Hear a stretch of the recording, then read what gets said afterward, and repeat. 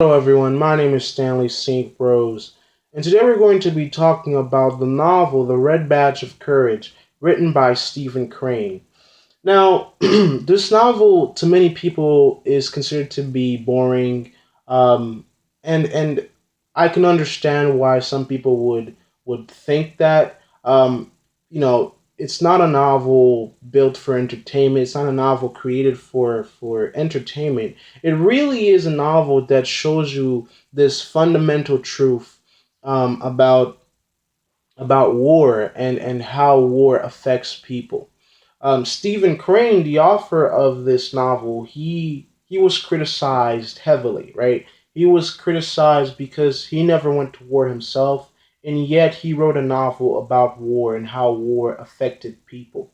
And that's really what this novel is about. It's not about war. It's really about the effects of war on individuals. And the reason why I believe this is because how Henry, one of the main characters, how war affects him. In the novel, through a flashback, we learn that Henry left home to join the Union Army in the American Civil War. And Henry was not brave, right? Henry was not this brave individual that we expect soldiers to be. Now, there are standards for soldiers all around the world. We expect soldiers to be strong, to be brave, and to put their lives on the line for their countries, for their beliefs, for the side that they're defending. And Henry is exactly, he is not that type of soldier. He is a coward, right? In the beginning of the novel, we know that Henry is a coward. His first thoughts are to run away when the pressure becomes too much.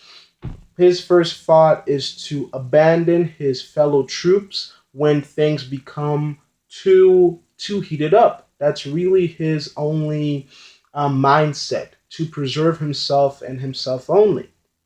And that's exactly what he does.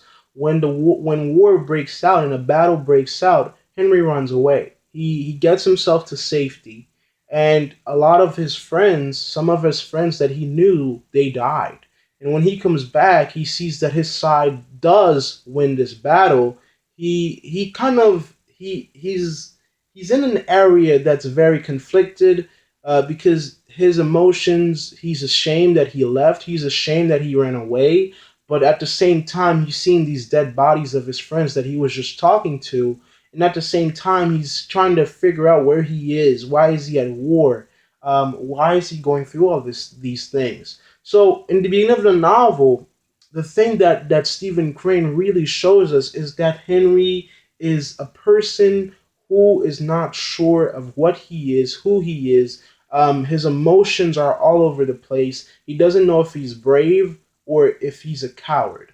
So that's really what the main focus of this novel is. In my perspective, it's really, this novel really looks at Henry and his emotional stance and how it shifts during this civil war. So Henry does build a backbone. Slowly and slowly, he finds out, he finds to understand that, you have to be brave. You have to face death in the eyes and fight him head on. And slowly, Henry builds a backbone for himself. And he literally becomes this brave individual, and he tells himself that he wants to get a red badge of courage. Now, a red badge of courage is not an actual badge. It's literally a wound, right? When you go to war, every soldier who goes to war, who goes to hand combat, or who is on the battlefield, you're going to get scars on your body. You're going to bleed. You're going to get gunshot wounds and other types of scars, right? That's the life of a soldier. That's what a soldier goes through.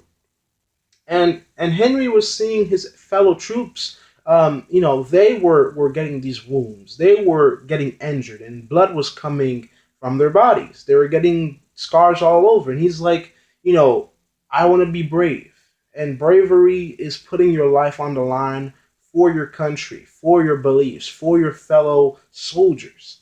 And Henry, he shifts from being a coward, from being a person with no badge of courage, to a person with a very bloody badge of courage, because he stops being a coward within the novel and he develops this character where he's going to face his enemies head on.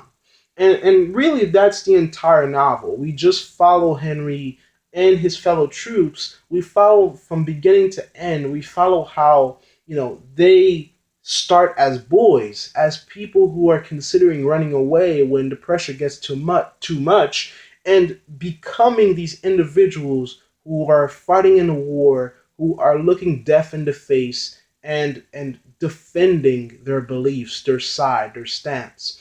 So yes, The Red Badge of Courage is not a Hollywood movie. It's not the most interesting novel, but it really does develop a clear message about war and about what people see and how people feel when you go to war. Although it doesn't seem as phenomenal as other things in other books, but it really just develops this clear depiction of what war is.